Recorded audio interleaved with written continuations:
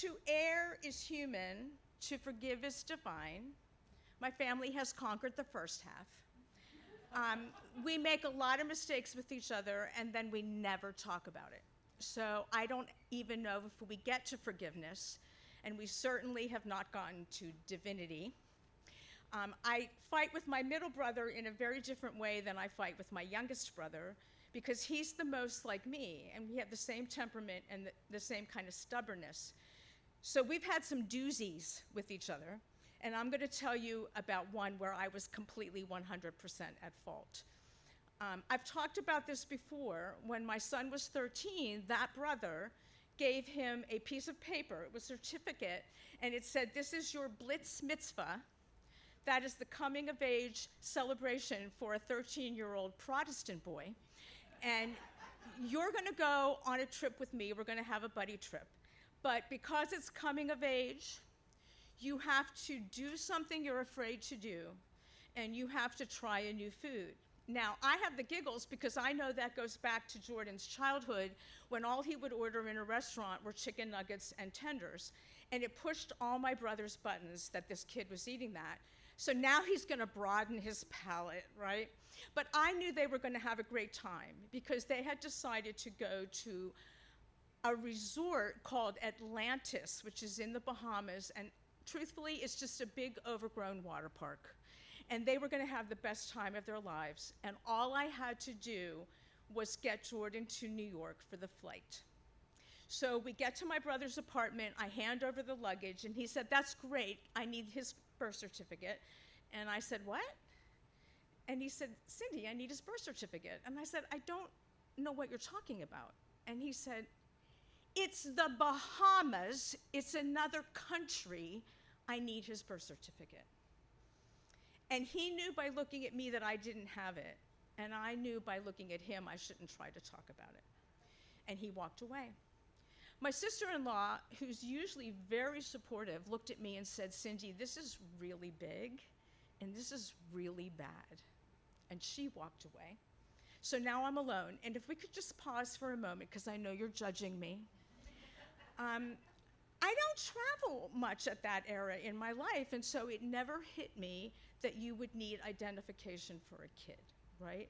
And if I could just add that this man who runs a company didn't ever once give me the memo that I needed that birth certificate, but it doesn't matter, because I'm the mom, and I showed up without it, and I'm sinking into this Greek tragedy, because the blitz mitzvah is going to blow up. The only thing I can think to do is to call Jordan's father, but we don't live together, and sometimes he answers the phone for me, and sometimes he does not. And I just pray he'll answer the phone. He has a key to our apartment because he babysits, and I'm going to have to ask this man to drive all the way from Northeast Philadelphia to Wayne on the main line, to wade his way through a jumbled closet that has no rhyme or reason, and find at the bottom of it, I can't even believe I'm admitting this, a cardboard accordion file in which I have put our certificates. But he agrees to do it because it's Jordan. We're going to do this for Jordan. So the plan is he'll drive there, he'll get the birth certificate, he'll drive then to 30th Street Station. I will jump on Amtrak and ride that train through the dead of night and meet him at 30th Street to get the birth certificate.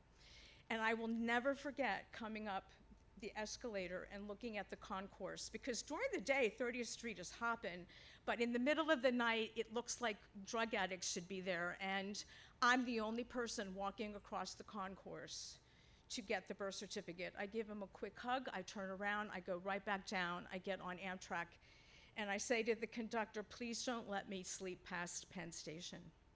And when I get out, it's daylight, and I'm jumping in a cab to race up to the Upper East Side and hand over the birth certificate. And that is where my memories end. I don't have any tangible memory of handing it over.